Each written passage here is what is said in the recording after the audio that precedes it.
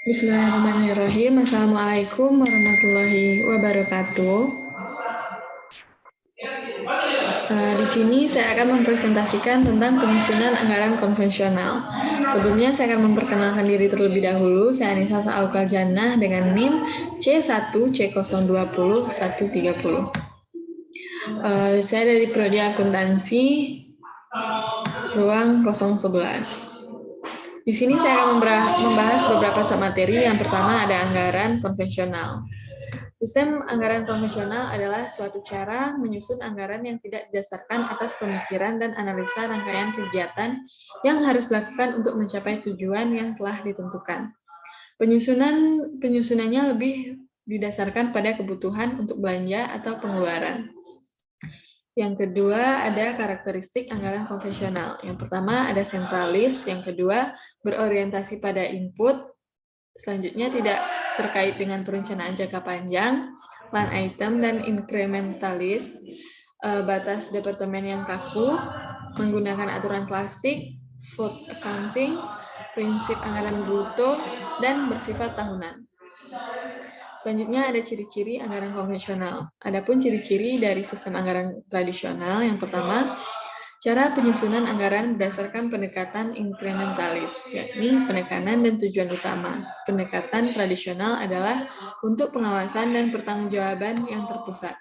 Yang kedua, bersifat inkrementalis, yaitu hanya menambah atau mengurangi jumlah rupiah pada item-item anggaran yang sudah ada sebelumnya dengan data tahun sebelumnya sebagai dasar menyesuaikan berdasarkan penambahan atau pengurangan tanpa kajian yang mendalam atau kebutuhan yang wajar. Selanjutnya ada masalah utama anggaran tradisional adalah tidak memperhatikan konsep value for money, yaitu ekonomi, efisien, dan efektivitas. Yang kedua ada struktur dan susunan anggaran yang bersifat line item, yakni struktur anggaran bersifat line item didasarkan atas sifat atau nature dari penerimaan dan pengeluaran. Yang B, tidak memungkinkan untuk menghilangkan item-item penerimaan atau pengeluaran yang sebenarnya sudah tidak relevan lagi. Selanjutnya, penilaian kinerja tidak akurat karena tolak ukur yang digunakan hanya pada ketaatan dalam menggunakan dana yang diusulkan. Yang tiga, cenderung sentralistis. Yang keempat, bersifat spesifikasi tahunan dan menggunakan prinsip anggaran bruto.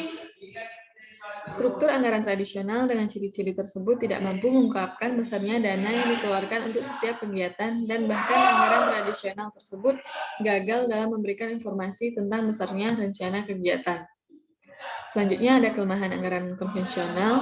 Dilihat dari berbagai sudut pandang, metode penganggaran tradisional memiliki beberapa kelemahan, antara lain hubungan yang tidak memadai atau terputus antara anggaran tahunan dengan rencana pembangunan jangka panjang. Yang kedua, pendekatan inkremental menyebabkan sejumlah besar pengeluaran tidak pernah diteliti secara menyeluruh efektivitasnya. Yang ketiga, lebih berorientasi pada input daripada output. Hal tersebut menyebabkan anggaran tradisional tidak dapat dijadikan sebagai alat untuk membuat kebijakan dan pilihan sumber daya atau monitor kinerja. Kinerja dievaluasi dalam berbagai bentuk, apakah dana telah habis dibelanjakan atau apakah tujuannya telah tercapai. Selanjutnya ada keunggulan anggaran tradisional. Yang pertama, di samping berbagai kelemahan tersebut, Halim menyebut dalam tahun 2002, halaman 239, menyatakan bahwa penerapan anggaran tradisional memiliki beberapa keunggulan, yaitu penyusunannya relatif mudah sehingga dapat membantu mengatasi rumitnya proses penyusunan anggaran.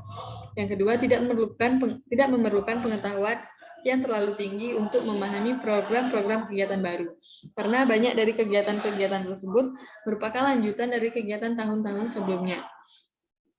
Serta dengan menggunakan cara penyusunan ini, maka wilayah perselisihan menjadi sempit, sehingga dapat mengurangi kemungkinan terjadinya konflik antar unit-unit yang berkepentingan terhadap anggaran. Sekian presentasi saya tentang penyusunan anggaran konvensional. Semoga materinya dapat sama-sama kita pahami dan kita mengerti. Saya tutup dengan wassalamualaikum warahmatullahi wabarakatuh.